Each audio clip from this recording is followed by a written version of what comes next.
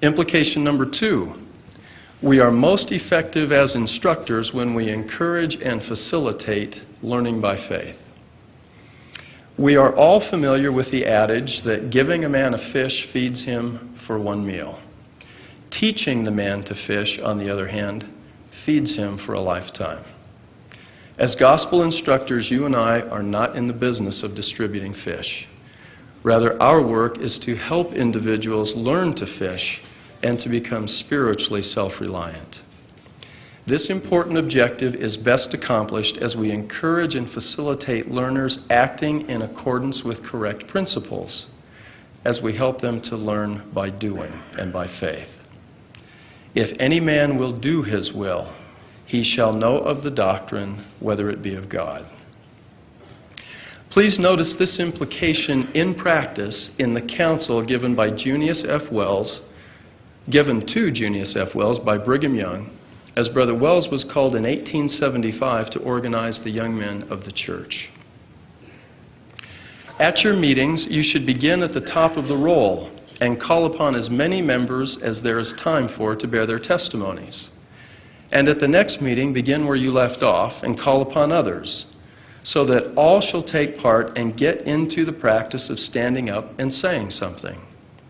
Many may think they haven't any testimony to bear, but get them to stand up, and they will find the Lord will give them utterance to many truths they had not thought of before.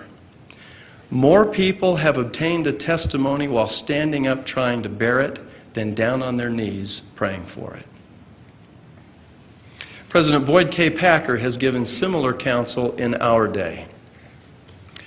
Oh, if I could teach you this one principle. A testimony is to be found in the bearing of it. Somewhere in your quest for spiritual knowledge, there is that leap of faith, as the philosophers call it. It is the moment when you have gone to the edge of the light and stepped into the darkness to discover that the way is lighted ahead for just a footstep or two.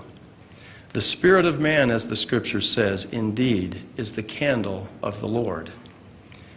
It is one thing to receive a witness from what you have read or what another has said, and that is a necessary beginning.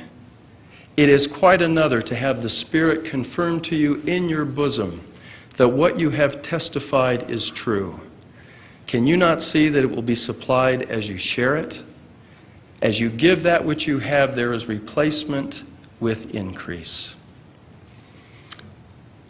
I have observed a common characteristic among the instructors who have had the greatest influence in my life.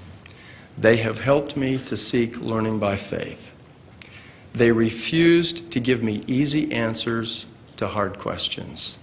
In fact, they didn't give me any answers at all. Rather, they pointed the way and helped me take the steps to find my own answers. I certainly did not always appreciate this approach, but experience has enabled me to understand that an answer given by another person usually is not remembered for very long, if remembered at all. But an answer we discover or obtain through the exercise of faith typically is retained for a lifetime. The most important learnings of life are caught, not taught.